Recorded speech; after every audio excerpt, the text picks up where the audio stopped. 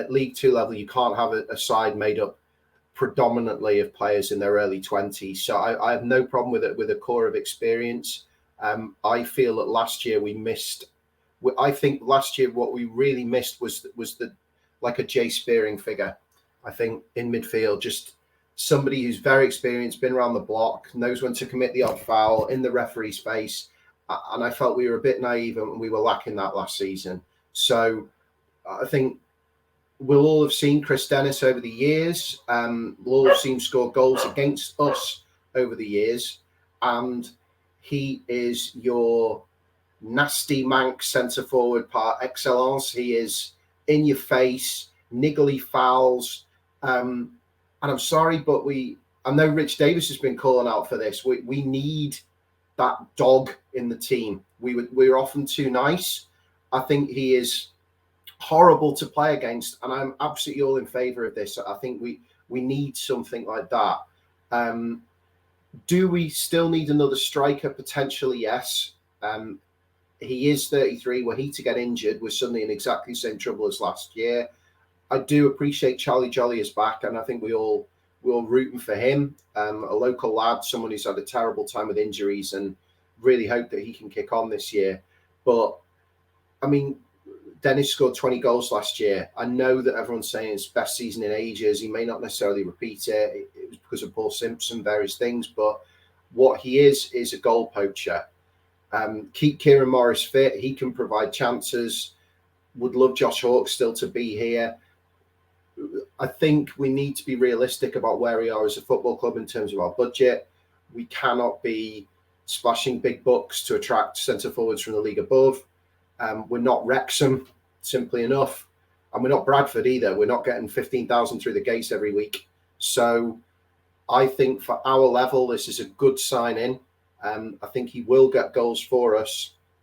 But the key thing is how we play and how we maximise his ability. This is a guy who needs to be getting service in the 6-yard box. He's not a player who will be outpacing centre-backs with balls over the top. We've all watched Tranmere for many years, and we know that when things go wrong, we tend to hoof it. That has been the Tranmere way from time immemorial. That is not going to work with Chris Dennis. We need to be getting the ball into his feet or onto his head in the 6-yard box. So I am positive about this signing. I think it's a good first step. The next one, which again is crucial, is a keeper. But that's another question. But we have to sign a goalkeeper we can trust. And if I can address one other thing there, on the pod you discussed about the potential age of a goalkeeper. I am more, again, of the experienced mindset here. I think a goalkeeper, they've got a longer lifespan, if you like. I think we tried Ross Dern and Mats Huvelt, and it really didn't work.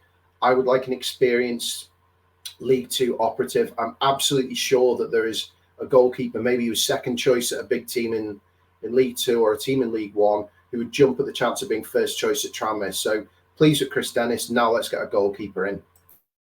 It's refreshing, and to actually have a striker with a albeit a very recent pedigree in terms of goal scoring, actually signed before the bargain bin period at the end of August. And we're not going to, we've had Joel Mungo, Manny, I can't pronounce Manny's surname, but 2 strikers we signed who probably played about 40 odd games between them and didn't get near scoring a goal.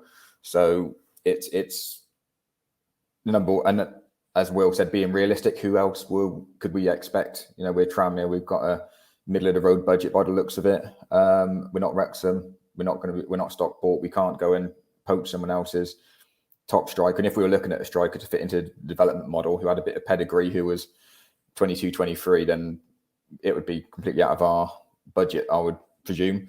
We've got to get a decent keeper in. I'm guessing Mark Panios might be thinking that the roster one was potentially a success with the development model if we went and made a bit of a profit on him. But I think in terms of, the season before, when we had a very miserly defence with Peter Clark and Tom Davis at the back of it, we had a reasonably settled back five. And when did lose form, we brought Joe Murphy back in, and Joe's a safe pair of hands. Joe's not getting any younger. We don't know if he's going to be here next year still, but you can't rely on a 41-year-old goalkeeper to see you through a season.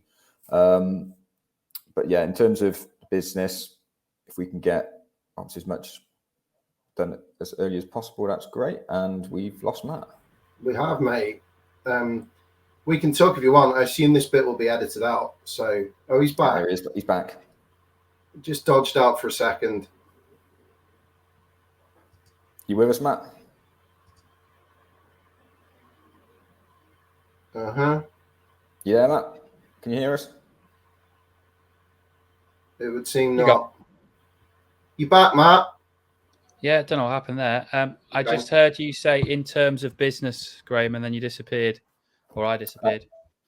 It was so good that I don't know if I'll be able to recreate it, but I'll try. Yeah, so in terms of business, goalkeeper obviously next on the list. Obviously, we've got Cogley and Bristol. We're not trying to jump too far ahead. Cogley and Bristow. Well, I don't think we'll see Josh Cogley back in the shirt, and Ethan Bristow is going to attract a lot of interest. But we have got two extremely good fullbacks. But two extremely good fullbacks on their own don't generally get you promotion. It's great to invest in there, but I think if we had a steady fullbacks and wingers that could do a job and strikers that could put the ball in the back of the net and reattribute the budget in that way to those priority positions, I think we might have a bit more success. But what do I know? I'm no football manager. Will, just to go back to your statement regarding the goalkeeper. So you're saying Tranmere should get an experienced goalkeeper in. And by experienced, I'm assuming you mean someone who's played 150, 100, 200 games plus, as opposed to someone who's maybe had 50, 60 first team appearances or fewer. And is therefore probably 27, 28 plus, because goalkeepers tend to come into the side at a later age and make the first team slot their own at a later age, unless they're a seriously talented player, which Tranmere are unlikely to get hold of, if we're being honest. Yeah. Say Tranmere get an experienced goalkeeper. Say we're looking at 28, 29 plus with minimal sell-on value. You'll have a goalkeeper who's got minimal sell-on value. You'll have Davis and Turnbull who have minimal sell-on value. You'll have Hemmings and, of course, Dennis, who will have minimal sell-on value. You've got Brad Walker in the middle, who hasn't played much. Where does the development model fit in around this? I suppose I'd say maybe the club, maybe that's one of the reasons they signed an extension. Maybe the club think Charlie Jolly could be part of the development model.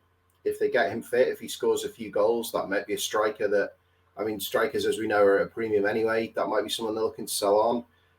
It's hard to know what's going to happen unless we hear about Bristow and Hawks. Are they staying? Are they going?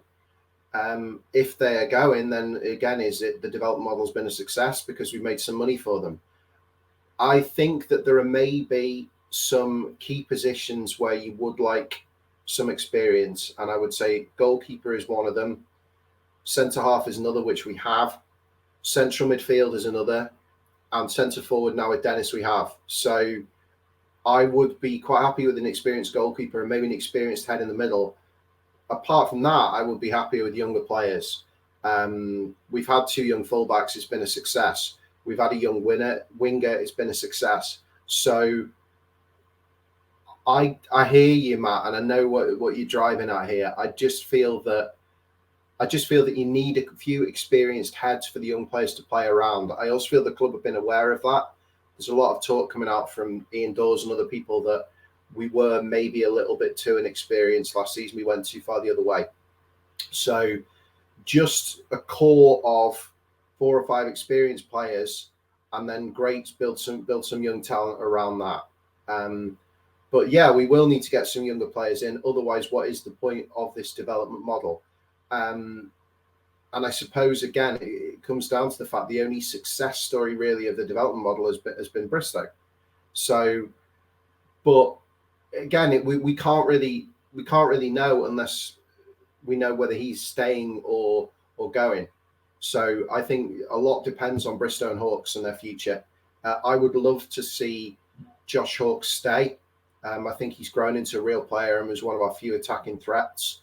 I'd love Bristow to stay. He's a quality player, but if we got a decent amount of money from a League One club for him, then surely that's a sign of the success of the model, and maybe it will attract other young players to come in thinking, well, we can use Tranmere as a springboard. So, yeah, I do hear you, but I'm still calling for an experienced keeper, I think.